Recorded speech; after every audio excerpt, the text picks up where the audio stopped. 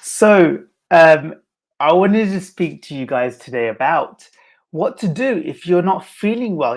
Sometimes if you've got the sniffles, you've got a cough and a cold, just spluttering around, and you think, oh my gosh, one, I may not want to share these germs or spread the germs everywhere, whatever those germs are. Remember, it's germ theory, but also whether you might feel worse going out and interacting out in the public. Now, the thing is that let's bear in mind what happens when you go to see a healthcare practitioner. Guess what? Newsflash: we treat people who are sick. So, first of all, you should definitely be questioning who your practitioner is if they are not practicing what they preach. Because if you're practicing what you preach, then the thing is that you want to be making sure that your practitioner is nice and healthy already anyway. So if they're already healthy, they've maintained their health really well, then of course they're going to make sure that you're not going to get ill themselves. But secondly, let's think about you first of all. If you are not well, then why don't you go get the care that you need? Now, going to a chiropractor, how could that possibly help you if you're feeling like you've got a cold or you've got a flu, things like that? Now, I'm not saying we're going to directly treat those things. However, what I am saying is, why don't we create an environment where your body can then heal really well and promote health really well?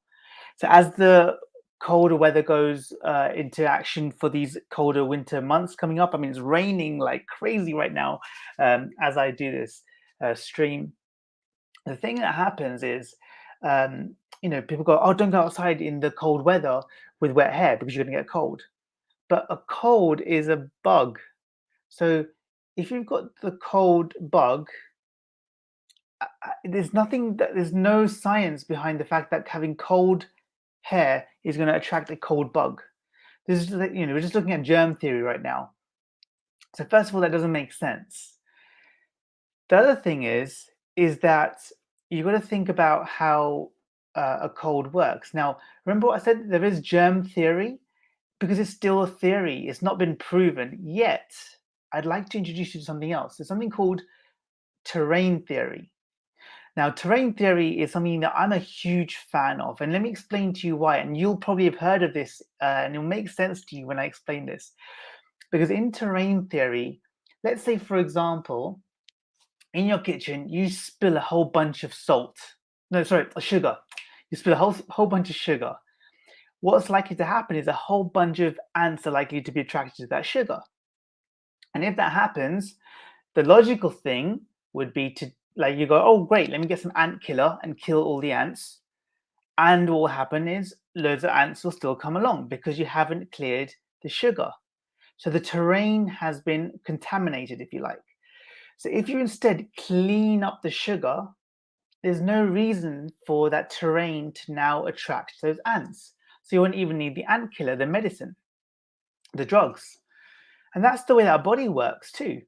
If you have a nice, clean, healthy environment inside your body, there is no reason for any bugs to even come along and get you. So that's the starting point that we always miss is terrain theory is number one. Now, the second thing is to think about what happens when you go visit a chiropractor. How can that help anything? Well, in terms of your immune system, there is research showing that it does help with regards to improving dynamic fluid flow. So if you're feeling congested, your nose is really congested and so on, you're not breathing well, certainly getting your ribs worked on, your thoracics, your mid part of your back worked on, getting the lungs moving, getting the fluid dynamics working, that's going to all start moving things around.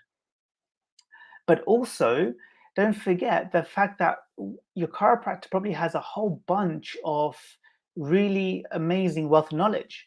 And so when you have all that wealth of knowledge, things like, are you drinking, I'm going to go through, are you drinking enough fluids? Are you drinking enough water? Are you taking enough rest? Are you having other supplements that you could have? You can do all those other things. It's not just about having your spine cracked in a famous way that the chiropractors will adjust you. There's all these other things that a chiropractor can do, and an osteopath can do, and a physio can do, and anybody else who's worth their weight as primary healthcare practitioners. And by the way, primary healthcare practitioners means you go to them first before anybody else. A primary healthcare practitioner, just like your medical doctor, just like your dentist, just like your opticians, just like your podiatrist, just like your I'm trying to think who else now, like your osteopath, the chiropractor, and physios, all of them. We are all the kind of people who can diagnose you, or you can go to as a first point of call.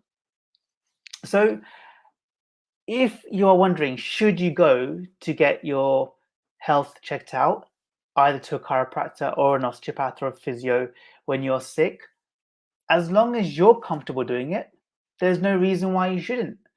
And that's what we tell our patients. And by the way, I've never become ill from a patient coming to see me.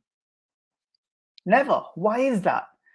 Because my internal terrain, I look after myself. I've got a rebounder I use every day. I drink the right water every day. I've got water right here, right now. I drink tons and tons of stuff. I have ginger pretty much every day. I have turmeric pretty much every day. I move my body correctly every day. I get my spine adjusted regularly. I get massages regularly.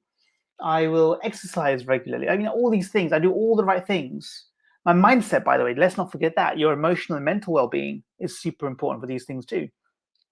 So, if you're doing all those things correctly, then of course, why would you not?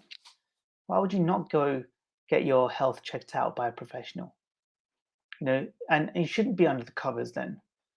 You should move your body around and start getting things working again.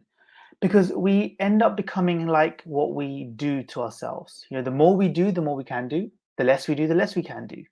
So it's very easy to get stuck into that rut. And actually, my advice would be move, get going, let's do it, and go from there. Hope you found this useful. If you have any questions, as always, please do feel free to DM me, tweet me, write a comment in the comments below. I'll be happy to answer any questions at all that you have. And I'll see you on the next stream.